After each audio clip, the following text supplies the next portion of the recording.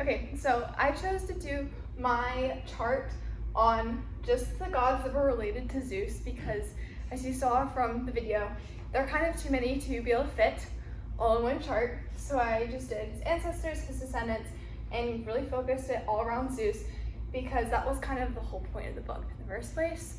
Is like the 9 muses were telling Hesiod this story, supposedly, according to him, and their job was to tell him the story of the genealogy, teach him to be a poet, and to praise Zeus. And that was kind of their ultimate goal, was to praise their father. And so I figured I'd center my genealogy around Zeus as well, just like the Theogony did.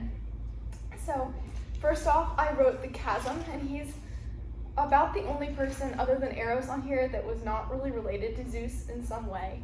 And I chose to include the chasm because he was the first god mentioned, or she was the first god mentioned.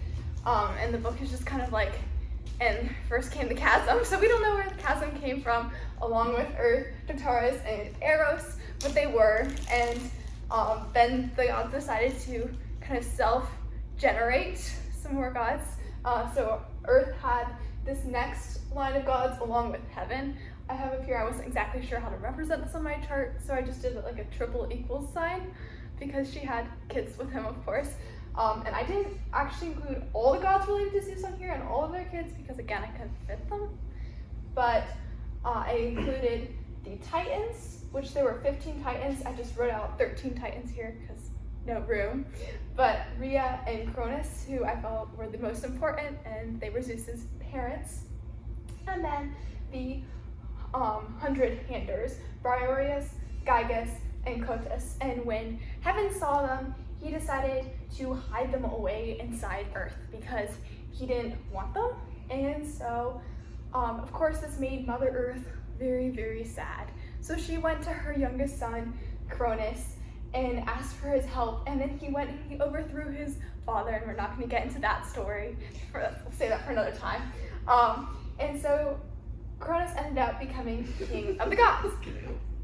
But he then went and he copied all of his dad's mistakes.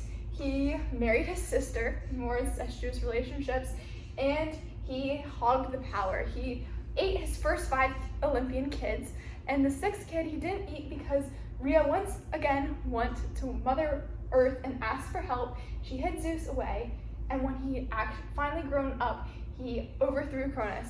However, he didn't make all the same mistakes as his ancestors. He was willing to share power with all the other gods, and he didn't eat too many of his kids. So, yeah, but the bottom half of the chart, all the green, just shows the wives and the kids he had. I didn't really have room to fit all the wives around his name, so you just have random equal signs around here. Those are his wives and his kids. He married 2 of his sisters, disclaimer. But I'm not gonna really go through each of the names, other than just saying a lot of these names are particular virtues that Zeus took on once he married these women, and a lot of his kids also are virtues like justice and peace, the graces that he took on. And it's kind of interesting to compare to Christ's bride in the Bible because he doesn't need to marry in order to have all these virtues. He already has them. He chooses one wife, not like 15, and he marries the church out of love and not because he needs us in order to be a good king. So yeah, that's the genealogy I created, centering around Zeus with his ancestors and his descendants. And I hope you can kind of see through this how Theogony really focused on Zeus, centered around Zeus, and how for the Greeks, Zeus was all things and through him were all things. So yeah, thank you.